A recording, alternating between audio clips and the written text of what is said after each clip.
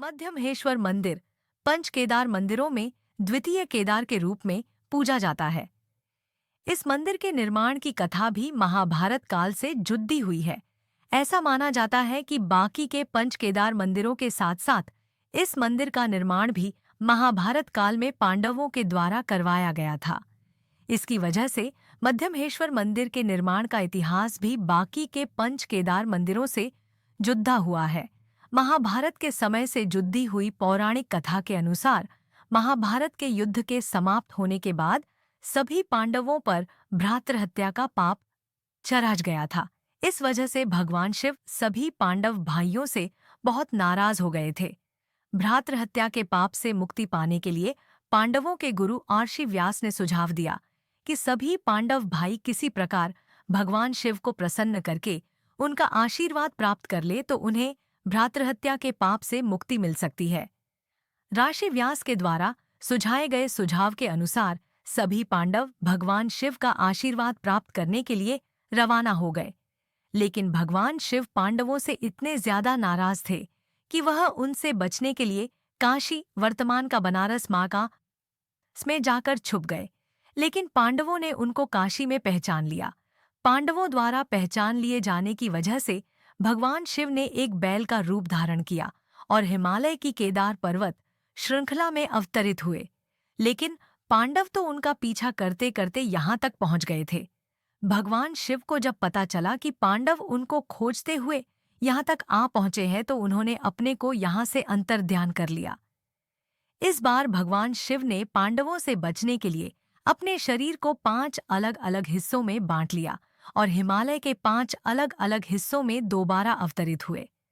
भगवान शिव की पीठ केदारनाथ में प्रकट हुई, मध्यमहेश्वर में उनका पेट नाभि प्रकट हुई, तुंगनाथ में उनकी भुजाएं प्रकट हुई, रुद्रनाथ में उनका मुख प्रकट हुआ और सबसे अंत के कल्पेश्वर में उनकी जटाएं प्रकट हुई।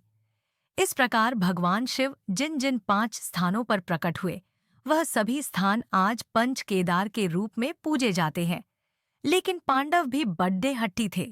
पांचों पांडव भाइयों ने मिलकर उन सभी स्थानों पर जाकर जहां भगवान शिव अलग अलग रूप में प्रकट हुए वहां पर जाकर भगवान शिव को प्रसन्न करने के लिए तपस्या की और मंदिर का निर्माण करवाया। अंत में पांडवों की भक्ति से प्रसन्न होकर भगवान शिव ने पांचों पांडवों को आशीर्वाद दिया और उन्हें भ्रातृहत्या के पाप से मुक्त किया।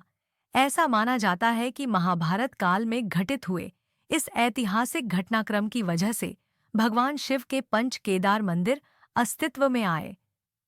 उत्तराखंड के गोंडार गांव में स्थित मध्यमहेश्वर मंदिर उत्तर भारतीय शैली में बना हुआ एक बेहद प्राचीन शिव मंदिर है। मध्यमहेश्वर मंदिर हिमालय के ऊंचे ऊंचे पहाड़ों की तलहटी में स्थित घास के मैदानों में बना हुआ है। मध्यमहेश्वर मंदिर से 2 किलोमीटर दूर एक पहाड़ की चोटी पर एक छोटा सा प्राचीन शिव मंदिर भी बना हुआ है, जिसे स्थानीय लोग बूढ़ा मध्यमहेश्वर या फिर वृद्ध मध्यमहेश्वर मंदिर के नाम से पुकारते हैं। ऐसा माना जाता है कि पहाड़ की चोटी पर स्थित भगवान शिव का यह प्राचीन मंदिर मध्यमहेश्वर मंदिर से भी ज्यादा पुराना है।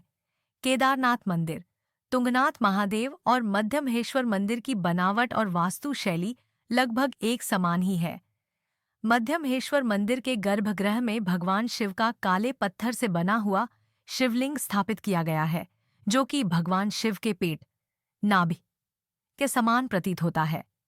मंदिर के दाईं तरफ एक छोटा सा मंदिर और बना हुआ है, जिसमें संगमरमर के पत्थर से बनी हुई माता सरस्वती और हिंदू धर्म के अन्य देवी देवताओं की प्रतिमाओं को स्थापित किया गया है। मध्यमहेश्वर मंदिर के पास में 2 और प्राचीन मंदिर बने हुए हैं, जिनमें से एक मंदिर भगवान शिव और माता पार्वती का है और दूसरा मंदिर भगवान शिव के अर्धनारीश्वर रूप को समर्पित है।